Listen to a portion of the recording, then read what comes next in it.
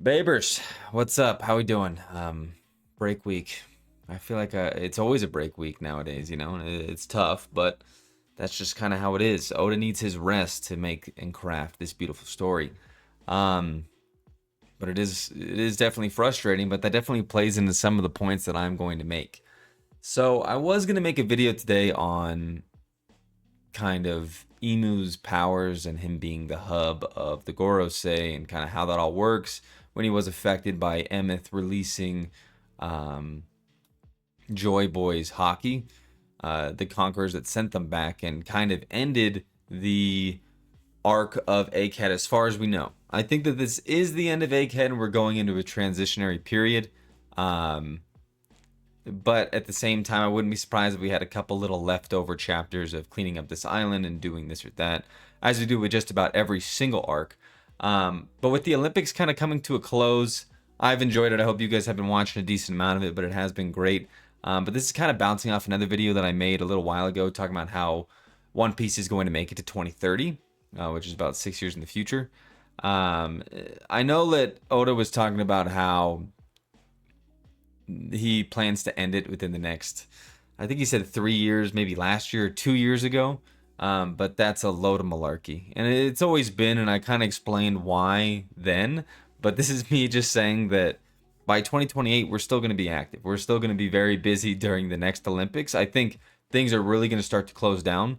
We might get to see more Olympic athletes do more One Piece related things as we have in the past, which has been great.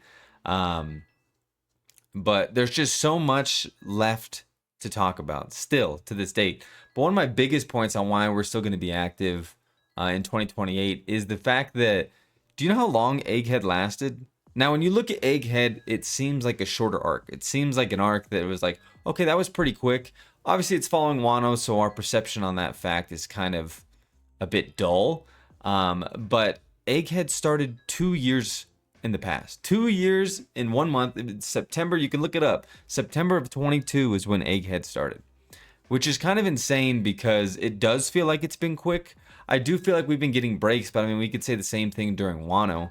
But yeah, it's been about, my math could be wrong, maybe 50, 60, 70 chapters since that 2022 time, which includes obviously the breaks and stuff like that. But that's when it actually started, was in September of 22. And now that we're finally leaving and this veil or the curtain has been unveiled on the final act, on the dawn of One Piece, it's just kind of like there is still so much left to do.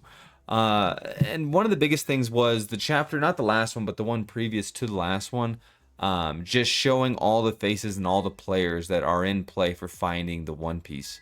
And that's not even talking about some of the people from the past. It's not talking about the man marked by flames. It's not even explaining the fact that we still need one more poneglyph, even though we're on the way to Elbaf, which has to be a quick arc. I mean, all these arcs nowadays, they have to be quick. But I don't think Oda can help himself. I think Egghead was supposed to be so much quicker than it is, but it just didn't really pan out that way.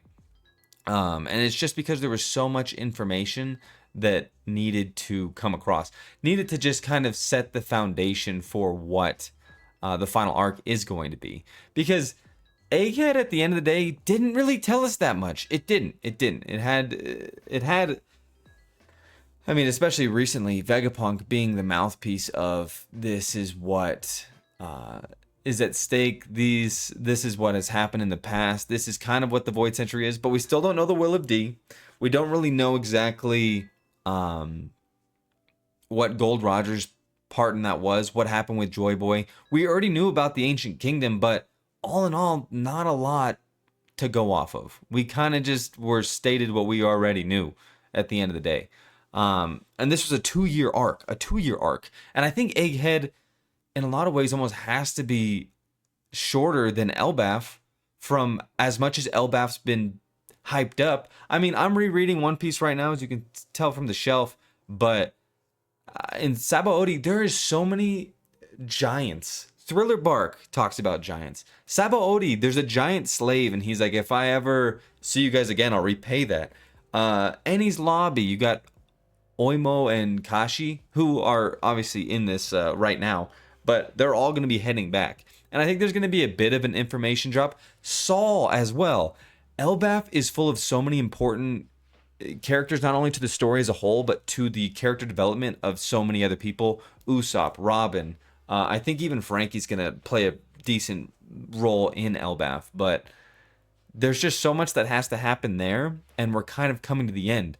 And one of the biggest things is I'm just looking at the last panel, the beautiful panel from 2 weeks, 3 weeks, 4 weeks ago at this point, because there was a break after that one too. And just Buggy, Blackbeard, I almost called him Marshall. Marshall sounds, unless you say the whole thing, Marshall D. Teach, it sounds a little goofy. Luffy and Shanks, I mean, they have all of their own things that they need to do. Not to mention Mihawk and Crocodile, their part to play. Mihawk as just kind of a whole, who's probably going to wrap up a bit of what just swords in One Piece mean in general. The Navy and Akainu and all of the, because I mean they're still introducing new Navy people, they're still introducing new revolutionaries at this point. I'm like, guys, you cannot keep introducing new characters just to like come to the end here. We have the God Knights, which is probably what that silhouette is. It's either that or the man marked by flames, which I doubt. I think that it's the leader of the Holy Knights, just because that type of sword is a Holy Knight type of sword. We have Kobe, who's probably going to take up a couple chapters for no particular reason. Like I said, we don't even really need him. But Oda's fallen in love with his character so much that there's just no way he can wrap this up that quick. Before 2028 sounds insane, because he would have to wrap everything up in like 3 years' time. And that means Elbaf, that means Laugh-Tale, that means finding the last road poneglyph, talking with the man marked by flames, going to Mary Joie, freeing the slaves, defeating Imu, defeating the Gorosei, getting through the God Knights, finding out what Shanks is truly about, finding out what Mihawk's truly about, finding out what Blackbeard truly is. And we have to agree that there is a lot of these storylines that are going to be meshed together, but at the end of the day, even if you mesh them together in order to truly lay it out correctly and to give justice to it, there just needs to be more time. I mean, at the end of the day, there has to be. And I was looking back at the road to Laugh-Tale, I think it was only 4, the 4-part thing, and there's just so much still laid out. Like, even though during this arc we got a lot of Blackbeard, we got a decent amount of Shanks, we got this and that, we really didn't. We really did not. There's not really any questions that were like solidly answered. We kind of knew the world was already flooded, but that's it. I mean, that's all we get. That we know that the cleanse is coming, that Imu's really going to start to step on the gas here. But you got to imagine that the 4 emperors at this point, they're going to be affected, but they're all racing to the finish line now. But the only thing that isn't is Oda with these chapters. We're getting a lot of breaks, which I don't necessarily blame him. I mean, I'm frustrated just because I want to know more as quickly as possible, but that's just how it is. I'm looking forward to it. I'm looking forward to this transitionary period in One Piece because it's some of the best reading that you're going to get. I think that hopefully we'll get a couple of chapters without breaks, but guys, this Olympics is ending. Hopefully US comes out on top. I think they're tied right now with China in terms of gold medals, but the gold medal of manga as we speak, besides Jiu-Jitsu, is One Piece. And I'll be seeing you in 2028. I'll be seeing you in 2030 as things truly culminate to the end of what the One Piece is and who's going to get it and how they're going to attain it and beat the other dudes. So I'll catch you guys next week when there's an actual chapter to talk about. But until then, see ya.